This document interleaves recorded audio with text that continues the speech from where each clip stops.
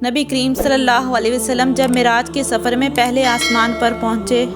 تو وہاں پر ایک بزرگ انسان بیٹھے ہوئے تھے۔ جب آپ صلی اللہ علیہ وسلم نے پوچھا کہ یہ کون ہیں تو حضرت جبرائیل علیہ السلام نے فرمایا یہ حضرت آدم علیہ السلام ہیں۔ اس کے بعد جب آپ صلی اللہ علیہ وسلم دوسرے آسمان پر پہنچے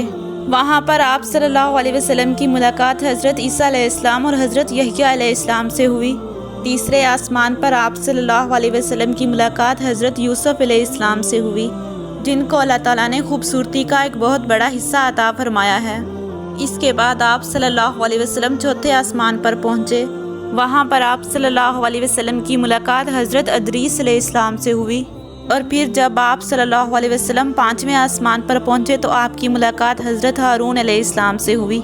اور اس کے بعد چھٹے آسمان پر آپ صلی اللہ علیہ وسلم کی ملاقات حضرت موسیٰ علیہ السلام سے ہوئی، اور ساتویں آسمان پر ملاقات حضرت ابراہیم علیہ السلام